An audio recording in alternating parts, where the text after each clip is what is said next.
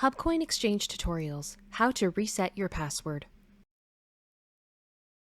To reset your password, you will need to access the login screen for HubKoin 2.0. Go to hubcoin.io and click Sign In on the top right-hand corner. You will be redirected to trade.hubcoin.io and you should see the login screen. Under the Login button, click Problem Logging In. You will be redirected to the Problem Logging In screen.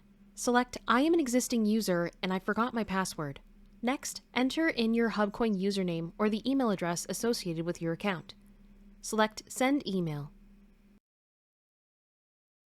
You should receive an email from HubKoin at the associated email address. This email will contain a link you can click on, and the link will redirect you to where you can reset your password.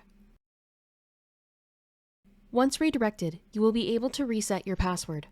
You will need to enter the password twice, once in the New Password field and then in the Repeat New Password field. Both passwords must match exactly. When your passwords are entered, select Reset Password. You should see a pop-up on your screen informing you that your password has been reset. Now select Go to Exchange to log into your HubKoin account.